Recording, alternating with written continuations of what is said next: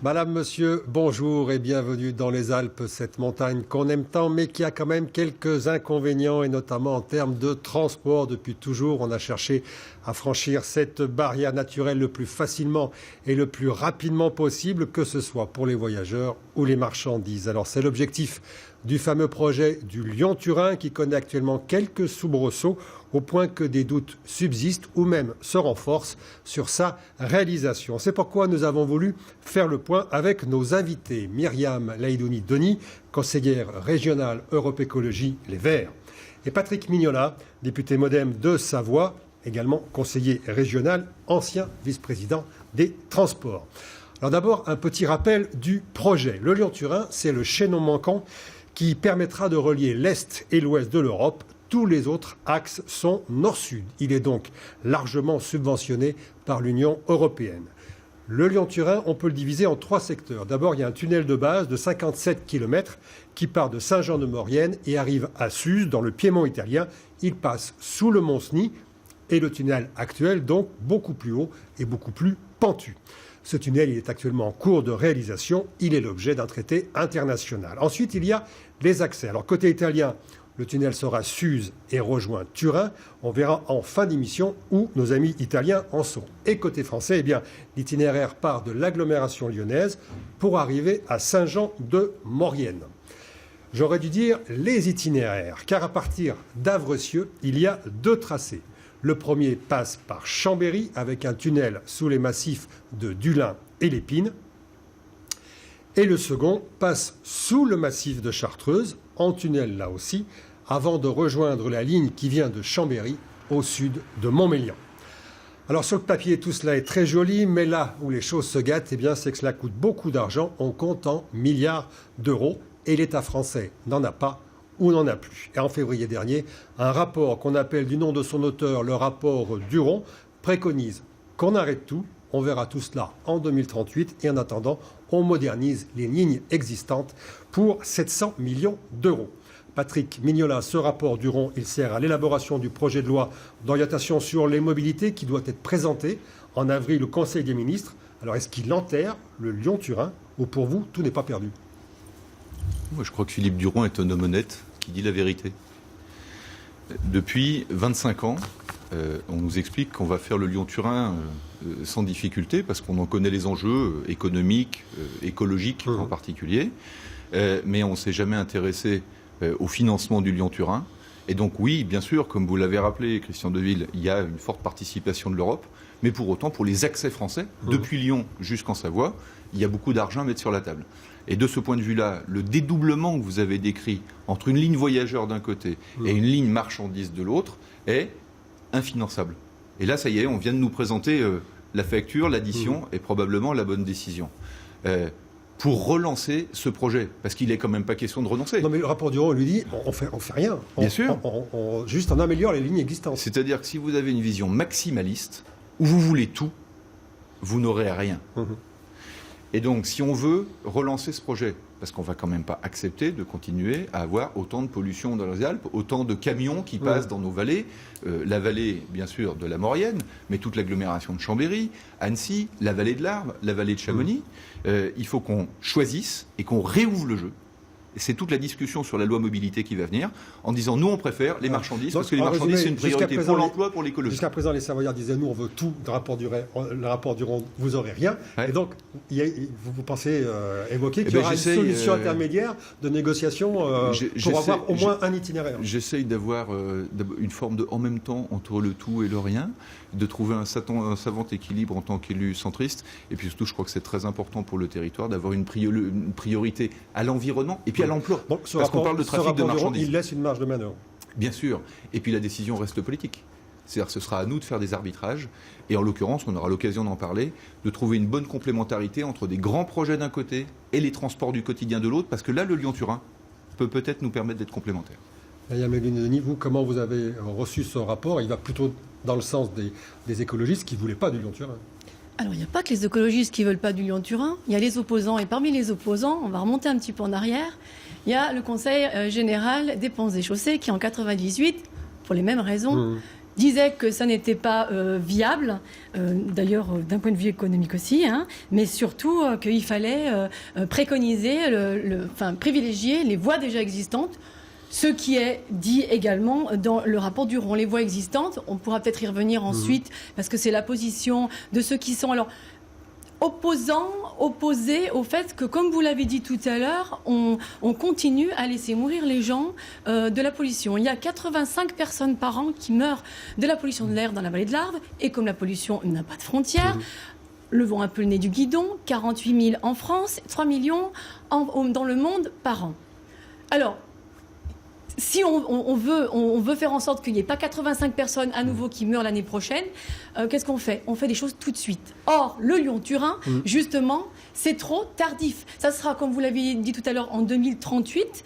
Donc, ça n'est pas envisageable. Il y a d'ailleurs des recours qui ont été déposés pour mise en danger d'autrui sur le fait qu'il faut faire des choses tout de suite. Alors, le rapport Duron, il dit aussi une chose très intéressante, page 83, je lis, la démonstration n'a pas été faite de l'urgence d'engager ces aménagements dont les caractéristiques socio-économiques apparaissent à ce stade clairement défavorables.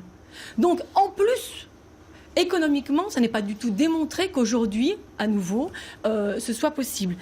Il y a également la Cour des comptes en 2009 qui a dit la même chose. Mais c'est important parce que ça fait 20 ans que ça dure et il y a plein de rapports qui ont été mis au jour. Pour l'application stricte du rapport Duron et justement en opposition avec la négociation que veut entamer Patrick Mignola avec les services du gouvernement. Ouais, moi, si vous voulez, juste une chose, le choix entre deux itinéraires, pour donner une petite métaphore, je suis contre le fait qu'on scie la branche sur laquelle on est assis.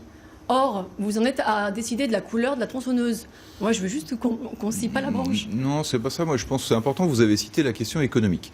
Moi, je pense qu'il ne faut pas avoir une vision comptable de la vie politique. Et en l'occurrence, on nous dit, il n'est pas prouvé qu'aujourd'hui, ça amènerait des flux économiques supplémentaires. Oui, bien sûr. Parce qu'aujourd'hui, les seuls flux en Europe, c'est nord-sud. Les marchandises arrivent à Hambourg. Et elles vont jusqu'à Gênes, parce que les Suisses se sont beaucoup mieux débrouillés que nous. Ils ont fait le Gotthard et le Deutschberg. Et donc aujourd'hui, c'est du nord-sud. Et la France serait une sorte de Finistère européen. Et on serait incapable de relier, par exemple, l'Espagne à l'Italie en ne faisant pas le trafic de marchandises. Donc, évidemment, si on fait une photographie aujourd'hui des échanges Est-Ouest en Europe, on considère qu'il n'y a pas de priorité socio-économique, comme le dit le rapport Duron.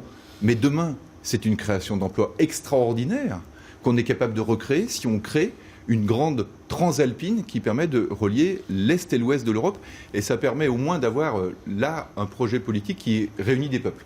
Enfin, c'est un élément extrêmement important. Je parlais des doutes qui pèsent sur la réalisation du Lyon-Turin. Le contexte n'est pas favorable, Patrick Mignola. On est après Notre-Dame-des-Landes où le projet a été abandonné, avec une forte pression écologique, avec un Nicolas Hulot qui lui aussi doute beaucoup du Lyon-Turin. Est-ce que vous ne craignez pas qu'on fasse un trait sur ce projet? Moi, je crois que Nicolas Hulot a raison quand il dit qu'il faut privilégier les transports du quotidien aux grands projets d'infrastructure. Il se trouve, en l'occurrence, j'ai été vice-président en charge des transports dans cette région, que les lignes les plus malades dans la région, c'est Lyon-Grenoble et Lyon-Chambéry. C'est-à-dire, si vous considérez que c'est en utilisant les voies existantes qu'on va relancer le fret et qu'on reliera la France à l'Italie, vous faites que rajouter des trains sur des lignes qui sont déjà malades. Donc si on veut améliorer les transports du quotidien sur cet itinéraire, il faut précisément créer un tracé nouveau. Mais ce tracé nouveau, prioritairement, il faut l'orienter sur les marchandises plutôt que sur les voyageurs. Alors, vous parlez de comptabilité. Les 85 personnes par an qui meurent dans la vallée de l'Arve sont aussi... on est comptable aussi des vies qu'on doit sauver. Ne m'attaquez pas là-dessus, c'est la première chose que j'ai dite. Mais alors justement, la question elle est, pourquoi on ne fait pas les choses tout de suite? On part des lignes existantes. Les lignes existantes, c'est la ligne Ambérieu-Modane. Elle est capable... On est capable d'avoir 120 passages par jour, donc aller et retour. Ça serait suffisant pour alimenter le futur tunnel du Lyon-Turin. Je termine juste. Actuellement, il n'y a que 20 allers-retours par jour. Cette ligne, il y a déjà eu, je crois, 1,5 milliard dessus pour la restaurer. Vous parliez d'emploi tout à l'heure. Si on se met tout de suite à travailler sur cette liaison-là et sur le fret, c'est 400 emplois en tout qui seront mis là-dessus. Question comptable financière. il y a quand même une petite chose, et ça je pense qu'on va l'évoquer, ça coûte un peu d'argent pour équiper notamment les camions, pour qu'on puisse les mettre sur le fret. Il y a un fonds quand même qui a été dévolu à... Excusez-moi, on va en parler madame. après Non, ce qu'il y a, c'est que ça devient très technique et je voudrais qu'on reste sur le truc. Est-ce que le Lyon-Turin va se faire ou pas Pour vous, avec ce rapport Duron, il ne se fera pas et les lignes existantes sont suffisantes pour alimenter le tunnel. Oui. En termes de gabarit, il n'y a pas de souci. Complètement. Et en plus, il y a des moyens de le faire. Cette ligne existante, si elles sont réhabilitées, ça sera fait beaucoup plus rapidement que le Patrick Mignola. Ça peut se faire très rapidement. C'est très simple, si vous passez de 20 à 120 passages par jour sur Ambérieu-Modane, vous montez de 2 à 12 millions de tonnes. Est-ce que vous savez combien de tonnes passent à travers les Alpes ? 100, pas 12. Et donc si vous voulez régler le problème des camions et des 85 personnes qui meurent à cause de la pollution, c'est pas en réduisant de 10% le passage des camions que vous réussirez. Donc naturellement se posera la question d'un trafic de marchandises, de fret ferroviaire, à moyen et à long terme. Donc je suis parfaitement d'accord pour qu'on relance le fret à court terme. Bien sûr qu'il faut réactiver la plateforme d'Ambérieu. J'ai toujours été favorable, je continue de l'être. Mais vous réglez 10% du problème. Moi, je souhaiterais régler beaucoup plus que ça. Alors avec le rapport Duron, un autre élément nouveau donc intervenu récemment, c'est la prise de position en novembre dernier de 17 élus de Savoie et de Haute-Savoie qui réclament une inversion des priorités. Alors, dans la déclaration d'utilité publique de 2013, on voit bien, on va voir le phasage. Donc, la phase 1, elle part de Lyon et qui va à Chambéry. Alors, principal avantage, cela fait sauter ce véritable verrou actuel, la ligne à voie unique et limitée à 90 km/h depuis Saint-André-le-Gaz.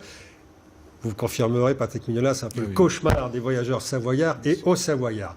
Et ensuite, dans une deuxième phase, on réaliserait la voie là aussi mixte, fret et voyageurs, qui traverse la Chartreuse. Patrick Mignola, vous faites partie des signataires de cette pétition qui réclame l'inversion des priorités. Pourquoi ce revirement ? Et il y avait jusque-là un consensus qui a amené à cette DUP. C'est parce que, d'abord, on avait toujours dit qu'il y avait une priorité au fret. Ça a été écrit dans tous les documents, même les documents qui soutenaient de façon assez large, tout parti politique confondu d'ailleurs, la ligne voyageur et la ligne de fret. Aujourd'hui, on nous dit que ce n'est pas finançable, c'est-à-dire qu'on ne fait que nous dire la vérité qui nous avait probablement été cachée pendant de longues années. Donc on dit, si on tient quand même à mettre moins de pollution dans les Alpes et à créer de l'emploi et à créer des liens Est-Ouest en Europe, il faut choisir entre les deux. Et nous, le choix, il est clair. C'est celui de l'emploi et de la lutte contre la pollution. Et c'est la raison pour laquelle on a été très nombreux à signer ce choix-là. Mais pourquoi éviter ? Alors, on va d'abord écouter les réactions, parce qu'il y en a eu beaucoup suite à cette pétition signée donc par les élus. La première, donc, c'est celle de Louis Besson, le grand spécialiste du dossier, et puis président de la commission intergouvernementale qui s'occupe du tunnel de base. Je vous propose de l'écouter. Il n'est pas tendre. Que des parlementaires de Savoie et Haute-Savoie, à peu près au moment où la commission Duron, mise en place par le ministère, s'apprête à conclure sur les priorités qu'elle retient pour les investissements ferroviaires des années à venir, en principe des 10 années à venir, affiche l'idée que ce qui était déclaré d'utilité publique n'a plus lieu d'être et qu'il faut tout refaire les études et refaire une enquête publique et réobtenir une déclaration d'utilité publique, ça me paraît proprement aberrant. J'ai toujours conçu les parlementaires comme ayant une mission de faire activer les réalisations attendues par leur territoire. Je n'ai jamais assisté à une initiative qui aboutirait exactement à l'inverse. La gare de Chambéry et les gares internationales pour les liaisons avec l'Italie depuis 1871. On va arriver à 1 siècle et demi. Et avec cette solution, elle perd cette qualité, puisque les liaisons internationales n'y passent plus. Donc c'est un recul dont je n'arrive pas à concevoir que des élus des territoires chambériens puissent l'assumer. Je n'arrive pas à concevoir qu'ils puissent l'assumer, je me répète. Alors dans le camp des défenseurs de l'option 1, donc par Chambéry, il y a également le maire d'Annecy, Jean-Luc Rigaud, qui s'est exprimé. Il veut une rapide amélioration des temps de parcours entre sa ville et Paris, entre Annecy et Lyon aussi, également. Je vous propose d'écouter une autre action, c'est celle de Michel Dantin, le maire de Chambéry, qui a été évoquée donc par Louis Besson. Ce qui est clair, c'est que dans l'état des finances, nous n'aurons jamais les deux tubes. Nous n'aurons jamais les deux itinéraires. Quand l'un sera fait, il sera fait définitivement. Et donc, faire aujourd'hui l'axe du Lin-Lépine, c'est assurer à jamais le trafic marchandises dans la traversée de toute l'agglomération. Nous voyons déjà avec tout ce qui vient par le bord du lac, ce qu'est le trafic marchandises qui repart. Ceux qui habitent au bord des voies ferrées, c'est mon cas, voient bien que le trafic marchandises, la longueur des trains de marchandises recommence à être visible. Bon, donc nous devons privilégier les marchandises. Et privilégier les marchandises, c'est la raison qui nous a poussés, avec les parlementaires de Savoie et de Haute-Savoie, à privilégier le tunnel sous Chartreuse en phase 1, ce qui permet également de passer un train de voyageurs et donc de faire venir le train de voyageurs en gare de Chambéry, puis en gare d'Aix-les-Bains et Annecy, sans rebroussement à Chambéry. C'est une solution d'économie. Lorsque j'ai rencontré les conseillers du Premier ministre, ils m'ont dit Lyon-Turin, ça sera 0. Donc c'est en plaidant sur la carte européenne de transport que j'ai réobtenu une écoute. Et ils m'ont dit, vous avez besoin alors de nous présenter une alternative à ce qui a été bâti jusqu'à présent. C'est la raison qui nous a conduit, quoi qu'en dise tel ou tel défenseur du Lin-Lépine, à promouvoir cette alternative, en revenant finalement au projet d'origine, parce que le projet d'origine, c'était le tunnel sous Chartreuse. Myriam Ledoux, une réaction par rapport à ces prises de position, puis cette division au niveau des élus savoyards. En fait, moi, vous me demandez de commenter un truc. Depuis tout à l'heure, il y a un dialogue de sourds qui s'est installé. On est venu parler du Lyon-Turin, du fait qu'il est enterré par le rapport Duron, mais c'est pas le premier qui l'avait enterré, on n'a pas entendu. On ne sait pas encore s'il est enterré. On va attendre la loi. Et moi, je viens vous dire qu'il y a d'autres solutions pour tout de suite, en effet, aller du côté de l'emploi et surtout de la santé publique. Et vous n'entendez pas. Et a priori, mais si, c'est 10% de la solution, donc c'est pas la solution. Non, laissez-moi. C'est pas moi qui apporte cette solution-là, c'est les différents rapports évoqués avant. Et notamment, j'ai là une lettre d'un collectif d'opposants qui ont formulé, lors d'ailleurs des entrevues que vous aviez organisées en avril dernier, des contributions avec une dizaine de propositions. Ça n'a abouti à rien. Et la lettre qu'ils vous ont faite le 20 septembre dernier, ils n'ont pas eu de réponse. Et deuxième chose... On a commencé les investissements, vous l'avez rappelé vous-même d'ailleurs, sur la ligne Amberieu-Modane. Mais la question, c'est pas celle-là. C'est pas ce qu'on fait l'année prochaine pour sauver 10% du trafic de marchandises et puis les mettre sur les camions. C'est ce qu'on fait pour le reste. C'est ça la vraie question de santé publique. La vraie question de santé publique, c'est de voir le sujet dans son ensemble et pas simplement un bout du tronçon, mais l'aboutissant. Et il y a une chose importante dont il faut parler parce qu'il a été question tout à l'heure de financement. Je suis désolée, non, c'est pas technique, c'est important parce que c'est de l'argent public. Moi, je veux revenir sur les scénarios. Il y a un scénario où le gouvernement va dire on arrête tout. Oui, mais c'est. Mais il y a un scénario qui peut aussi arriver, et que vous ne pouvez pas nier non plus, c'est que le scénario dise on va faire quand même l'une des deux solutions. Ouais. Et là, va se poser le choix entre l'option 1 et l'option 2, quelle va être la priorité. Stratégiquement, c'est pas terrible d'arriver au gouvernement en étant divisé. Au niveau local. Je crois qu'on peut arriver à rassembler très largement. Parce que, vous savez, Louis Besson tout à l'heure avait des propos assez durs. Moi, je veux lui rappeler que la commission Duron ne s'apprête pas à conclure. Elle a conclu que de toute façon, le Lyon-Turin n'était pas faisable aujourd'hui. Vous avez raison, madame. Désormais, il y a une ministre qui doit trancher et un Premier ministre qui doit arbitrer. Si on veut que l'arbitrage permette quand même de relancer le fret ferroviaire, de faire passer les marchandises sur le rail plutôt que sur la route avec des camions. Il faut qu'on change de méthode. Et ce changement de méthode, c'est effectivement de privilégier plutôt l'option fret ferroviaire avec un tunnel sous Chartreuse, je le répète, parce que si on veut tout, et qu'on s'aligne sur la position qui est celle défendue par Louis Besson, on voudra avoir raison tout seul, et souvent quand on a raison tout seul, c'est peut-être qu'on a tort. Alors moi j'ai une question à vous poser en fait. Je vous entends et vous dites que vous voulez relancer le fret immédiatement.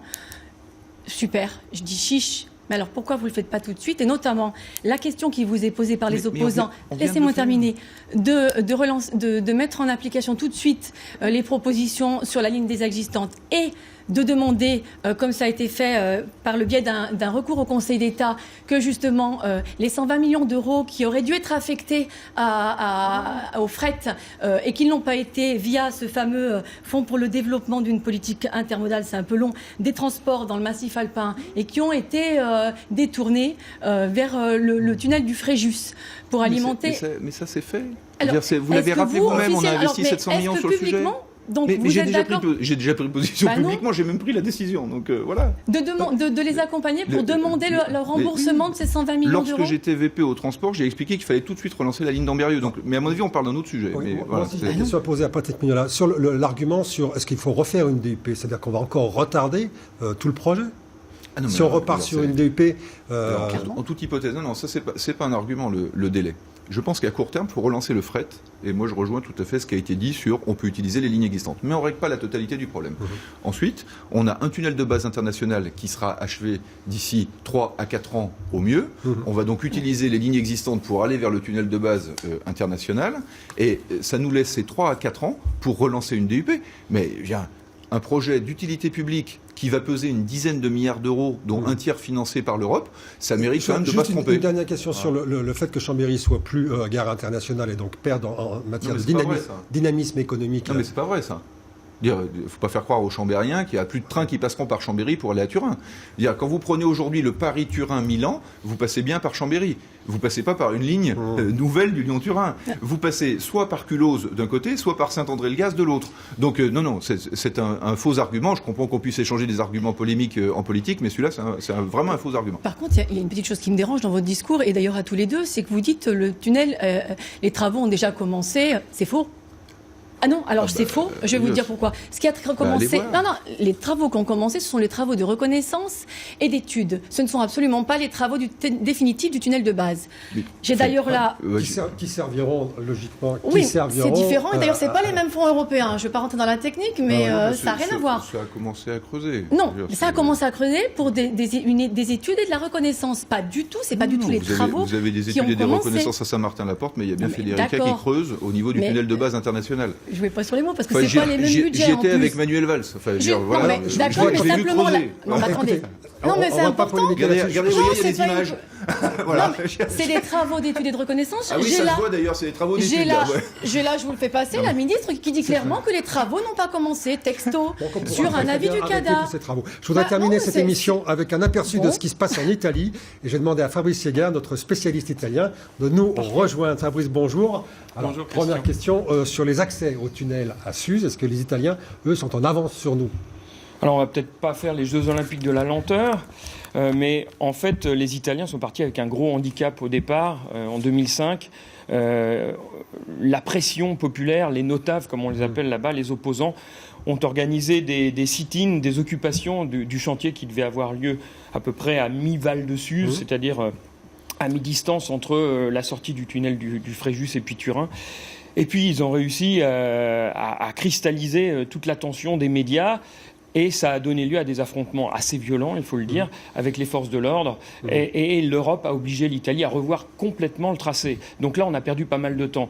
Récemment, il y a quelques mois, le commissaire spécial du ministère des Transports italien a estimé à peu près à 4 ans, au bas mot, à mon avis, au bas mot, le retard pris par les chantiers côté italien. Alors, est-ce que les opposants au projet sont-ils aussi mobilisés ? Donc, je reviens sur les accès. Pour le moment, donc, ils ont tout réglé ou pas encore ? Non, ils n'ont pas tout réglé. Eux, leur problème, c'était de démarrer un chantier quelque part. D'accord. Avec le nouveau tracé déterminé et entériné à partir de 2011. Ils n'ont pas 2 options, ils n'ont qu'une option. Et... De toute façon, c'est pas du tout la même configuration. C'est possible. Ouais. C'est pas la même configuration non plus. La distance entre Lyon et l'entrée du tunnel de base à Saint-Jean-de-Maurienne est beaucoup plus importante qu'entre la sortie du tunnel de base côté italien à Sousa et puis Turin. Alors, ça fait qu'une cinquantaine de kilomètres. Sur les opposants au projet, est-ce qu'ils sont toujours mobilisés ? Ils sont toujours mobilisés. mobilisés. Avec des fluctuations, il y a moins de grandes manifestations populaires, mais ils sont mobilisés sur le terrain. Et il est évident qu'à chaque chantier qui part, il y a des notaves qui arrivent pour occuper le terrain. Sur l'emplacement de la gare de Suse, le pendant italien de la grande gare internationale de Saint-Jean-de-Maurienne, à l'entrée du tunnel, eh bien à la sortie, il faut savoir que les notaves déjà commencent à occuper le terrain. Ils mettent des banderoles sur la maison. On le voit de temps en temps. Ils occupent l'autoroute aussi avec des lancements de cailloux. Et dernière question, du aussi. côté de l'Italie, est-ce qu'on regarde ce qui se passe en France? Est-ce qu'on s'intéresse à ce qui se passe? Est-ce que ça les inquiète aujourd'hui, ces interrogations? Alors, selon le camp où l'on se trouve, soit ça inquiète, soit ça rassure. Parce que les notaves prennent l'argument, depuis le sommet franco-italien de Lyon en septembre dernier, où la France a été sentie comme un petit peu timoré. Le président Macron était là, il n'a pas été dithyrambique en disant on va la faire à tout prix. Il a dit oui, on va la faire, mais sans trop s'engager. Et ça, les notables utilisent cet argument pour dire, vous voyez, même en France, ils en doutent de cette ligne. Est-ce que cette mobilisation anti-Lyon-Turin, pour le moment, elle est assez calme en France? Est-ce que vous souhaitez, vous, au fur et à mesure où peut-être le projet va avancer, qu'il y ait une mobilisation justement des riverains, des associations, rapidement? Mais écoutez... Est-ce qu'on va assister à un nouveau Notre-Dame-des-Landes, en gros, sur ce Lyon-Turin? Quel est votre sentiment? Mais de toute façon, l'ensemble de ces projets, vous parlez de Notre-Dame-des-Landes, mais on en a d'autres dans la région, la 45, qui posent le problème. Ce sont un ensemble de projets qu'il faut regarder dans leur globalité. C'est à chaque fois des atteintes à nos biens communs que sont l'eau et l'air. Donc c'est un petit peu juste une métaphore. Quand vous vous brûlez un petit peu à un endroit, c'est pas grave, mais si vous avez des brûlures un peu partout, votre pronostic vital est engagé. Vous craignez ce genre de situation, Patrick Mignola, ou pas? Moi, je crois que sur un sujet qui est d'intérêt général de santé publique, il faut éviter d'être religieux et radicaux. Je vous remercie tous les deux d'avoir répondu à notre invitation et je vous donne rendez-vous la semaine prochaine pour un dimanche en politique qui sera justement transfrontalier avec vous, Fabrice Veillard. Merci à tous les deux. Bon après-midi.